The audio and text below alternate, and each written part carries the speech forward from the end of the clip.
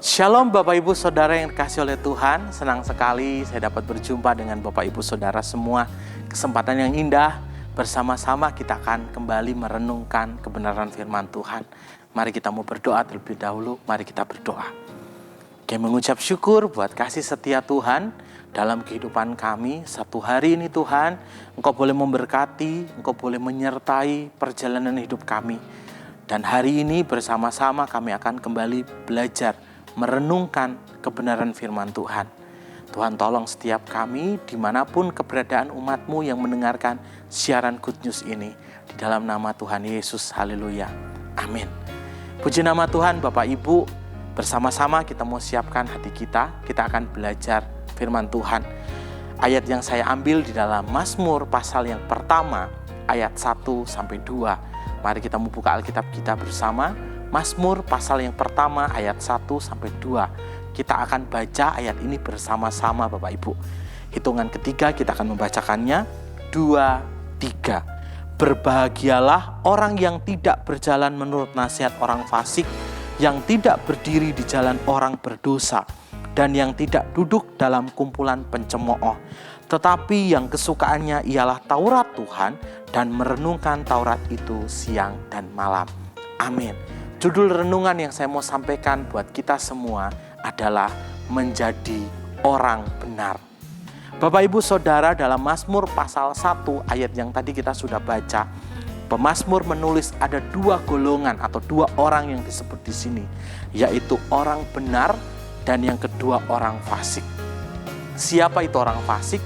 Orang fasik adalah kebalikan dari orang benar. Saya tidak akan membahas orang fasik itu siapa, tapi kita akan belajar bersama-sama tentang orang benar, menjadi orang benar. Bapak Ibu Saudara, hal yang pertama yang kita akan pelajari hari ini adalah siapa sih orang benar? Dikatakan di dalam ayat yang pertama, siapa ini orang benar? Berbahagialah orang yang tidak berjalan menurut nasihat orang fasik, yang tidak berdiri di jalan orang berdosa, dan yang tidak duduk dalam kumpulan pencemooh. Yang pertama, siapa orang benar? Dikatakan tidak berjalan menurut nasihat orang fasik. Jadi orang benar ini adalah orang yang selalu mengandalkan hikmat Tuhan dalam hidupnya. Sekali lagi, orang benar ini adalah orang yang selalu mengandalkan hikmat Tuhan dalam hidupnya. Karena dikatakan bahwa dia tidak berjalan menurut nasihat orang fasik. Jadi orang benar ini hidupnya selalu mengandalkan hikmat daripada Tuhan. Yang kedua, siapa orang benar? Dikatakan yang tidak berdiri di jalan orang berdosa. Orang benar di sini adalah orang yang memiliki pendirian atau ketetapan teguh di dalam Tuhan. Dikatakan tidak berdiri di jalan orang berdosa. Berarti orang benar ini segala sesuatu yang terjadi dalam hidupnya, dia memiliki pendirian, ketetapan di dalam Tuhan. Kalau dosa ya dosa, kalau tidak dilakukan ya tidak dilakukan, tidak mau kompromi dengan dosa. Itulah orang benar. Yang ketiga, dan yang tidak duduk dalam kumpulan pencemooh. Orang benar di sini adalah dia tidak pernah memisahkan dirinya dari persekutuan bersama dengan Tuhan. Sekali lagi, orang benar ini adalah dia tidak pernah memisahkan dirinya dari persekutuan bersama dengan Tuhan. Karena dikatakan tidak duduk dalam kumpulan pencemooh. Jadi orang benar ini tidak pernah meninggalkan persekutuan bersama dengan Tuhan. Jam-jam doa, kemudian apalagi ibadahnya dan lain sebagainya. Karena orang benar ini tahu bahwa apa yang dia lakukan, apa yang dia kerjakan berguna dalam kehidupannya. Nah, itulah siapa orang benar. Dikatakan dalam ayat yang pertama ada 3. Yang pertama, orang benar itu adalah orang yang selalu mengandalkan hikmat Tuhan. Kedua, orang benar memiliki pendirian atau ketetapan teguh di dalam Tuhan. Dan yang ketiga, orang benar ini tidak pernah memisahkan diri dari persekutuan bersama dengan Tuhan. Kita akan belajar poin yang kedua. Ciri dari orang benar itu seperti apa? Ciri dari orang benar dikatakan di ayat yang kedua. tetapi yang kesukaannya ialah Taurat Tuhan dan merenungkan Taurat itu siang dan malam. Yang pertama, ciri dari orang benar adalah orang benar ini mencintai atau menyukai Taurat Tuhan. Orang benar harus belajar untuk menyukai atau menyenangi firman Tuhan. Orang ketika belajar menyukai sesuatu pasti akan terus membicarakannya. Sekali lagi, orang yang menyukai sesuatu pasti akan terus membicarakannya. Sebagai contoh seperti ini Bapak Ibu. Ketika saya menemukan sebuah tempat makan atau coffee shop, tempat kopi, makanannya enak, minumannya enak, tempatnya juga nyaman dan enak, harganya juga tidak terlalu mahal, dan itu menurut saya adalah rekomendasi dari saya. Saya akan menceritakan apa yang pernah saya dapat ini kepada teman-teman saya. Tahu enggak, di sana itu ada tempat coffee shop enak loh. Makanannya enak, minumannya enak, kemudian tempatnya nyaman, harganya juga tidak mahal. Padahal teman saya ini tidak pernah menyuruh saya untuk bercerita, tapi saya akan menceritakan apa yang pernah saya alami atau apa yang pernah saya beli kepada teman-teman saya. Tujuannya apa? Supaya teman-teman saya tahu bahwa ada tempat coffee shop yang enak. Nah, orang yang menyukai sesuatu pasti akan membicarakan apa yang disukainya. Demikian dalam kehidupan kita Bapak Ibu. Ketika kita belajar mencintai atau belajar untuk menyukai Taurat Tuhan, ya, yang kita lakukan adalah kita akan terus membicarakannya. Kita akan terus membacanya. Susah enggak? Kalau dibilang susah itu relatif. Karena apa? Karena Tuhan menghendaki kita untuk menyukai Taurat Tuhan.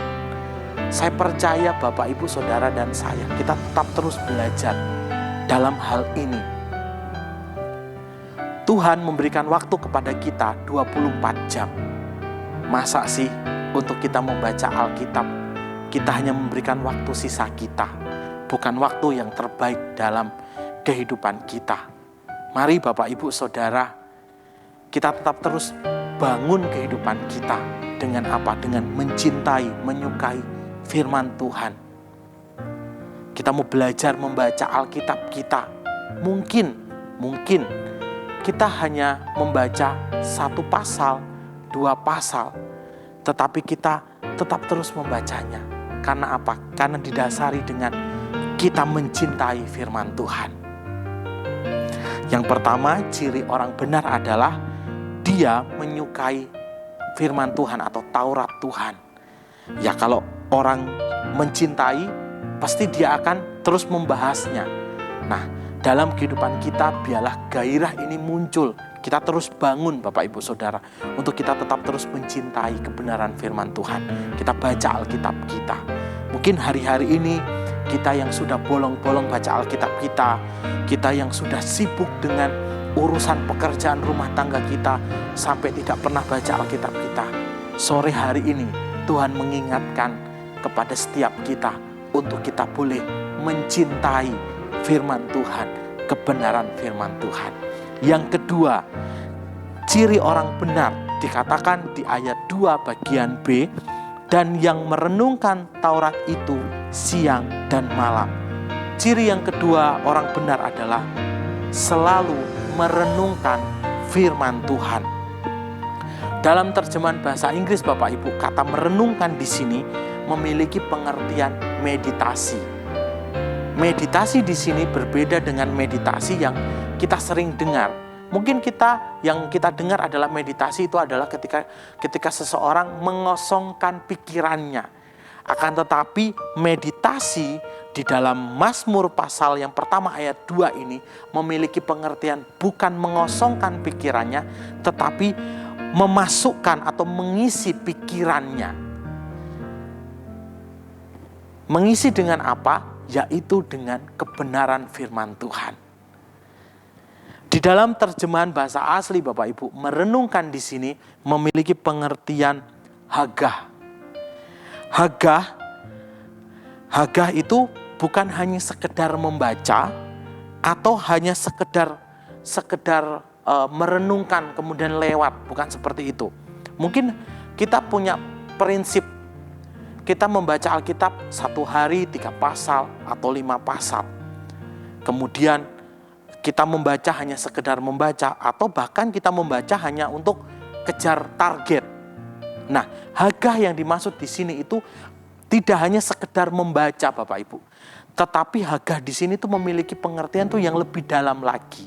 Nah, sebagai contoh saya akan memberikan penggambaran dari pengertian Haga ini seperti apa. Bapak Ibu Saudara tentunya tahu hewan sapi. Ketika sapi memakan rumput atau memakan batang padi, sapi ini akan memakan semuanya, dia akan mengunyahnya, kemudian dia akan menelannya ke dalam perutnya. Nah, tapi Bapak Ibu, ada sesuatu yang unik di hewan sapi ini. Apa yang dia makan tidak secara langsung itu akan dicerna dalam lambungnya, kemudian diambil nutrisinya, kemudian jadi kotoran, bukan seperti itu. Tapi apa yang dia makan, kemudian dia tampung semuanya di dalam lambung.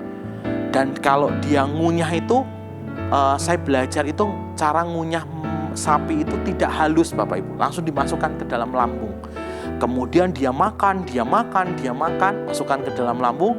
Setelah dia kenyang, baru biasanya petani atau peternak akan membawa sapi ini ke kandang. Kalau sore hari atau malam hari, kalau seumpama Bapak Ibu pernah ke kandang sapi atau peternakan sapi, Bapak Ibu akan menemui sapi ini malam-malam meskipun di depannya tidak ada rumput, dia akan tetap mengunyah. Yang diunyah apa? Nah, jadi prosesnya itu makanan rumput tadi yang di dalam lambung itu dia keluarkan kembali, kemudian dikunyah lagi. Pengunyahan yang kedua ini secara halus baru dimasukkan ke dalam perutnya kembali, kemudian diproses untuk dipisahkan antara ampas dan lain sebagainya, kemudian nutrisi dan lain sebagainya. Nah, Haga di sini itu adalah sesuatu hal yang diulang. Merenungkan di sini itu memiliki pengertian itu diulang. Oleh sebab itu Bapak Ibu, kembali lagi ke pengertian meditasi tadi, bahwa meditasi itu bukan mengosongkan tapi mengisi. Jadi merenungkan di sini adalah dengan pengertian bahasa asli itu adalah memasukkan atau mengisi pikiran kita dengan kebenaran firman Tuhan. Pengertian Haga itu ada 4 hal. Yang pertama itu bergumam, kemudian imajinasi atau visual, kemudian mempelajari, dan yang terakhir memperkatakan. Jadi kalau saya boleh gambarkan, jadi meditasi itu di tengah, kemudian di atasnya itu ada bergumam, visual, kemudian memperkatakan dan mempelajari. Itu yang diisi atau yang mengisi pikiran setiap kita ketika kita membaca Alkitab kita. Sebagai contoh Bapak Ibu, ketika kita membaca Alkitab kita pastinya akan merenungkan di sini. Ya, tadi yang pertama saya katakan bergumam. Kita akan menghafal. Berbahagialah orang yang takut akan Tuhan. Setiap hari kita akan perkatakan. Kemudian kita akan imajinasikan, kita akan gambarkan, oh seperti ini ya. Kemudian apa? Mempelajari. Kita yang haus, maksud kata ini apa? Kita akan belajar dari kamus Alkitab, atau kita akan mencari di Google, atau bahkan kita akan tanya kepada hamba Tuhan, maksud dari ayat ini seperti apa. Dan ayat itu yang akan kita renungkan. Dalam ya Bapak Ibu ya, tidak hanya sekedar dibaca, tidak hanya sekedar kejar target, tapi merenungkan di sini adalah mengisi pikiran kita dengan kebenaran firman Tuhan. Jadi 2 hal ciri orang benar. Yang pertama adalah mencintai atau menyukai Taurat Tuhan, dan yang kedua merenungkan Taurat itu. Kemudian yang ketiga Bapak Ibu, berkat menjadi orang benar seperti apa?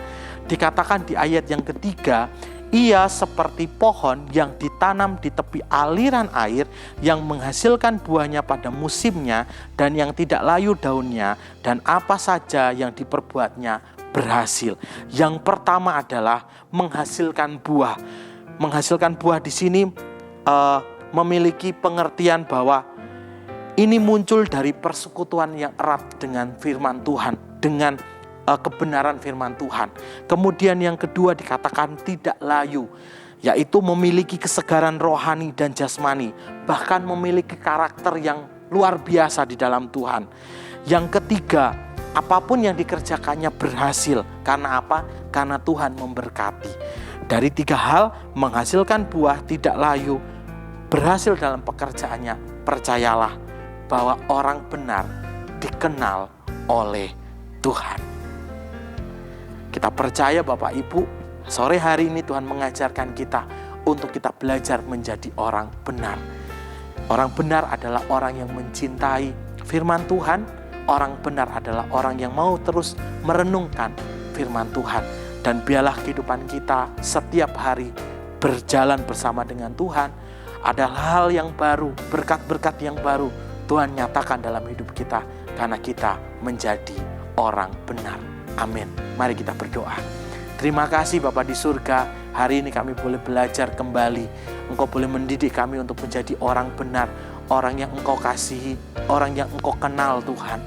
Kami bersyukur berkat-berkat yang terbaik Tuhan tetap terus nyatakan dalam hidup kami. Dan biarlah hidup kami ini Tuhan semakin hari semakin menyenangkan hati Tuhan. Berkati setiap keberadaan umat-Mu dimanapun mereka boleh berada. Tuhan Yesus sertai.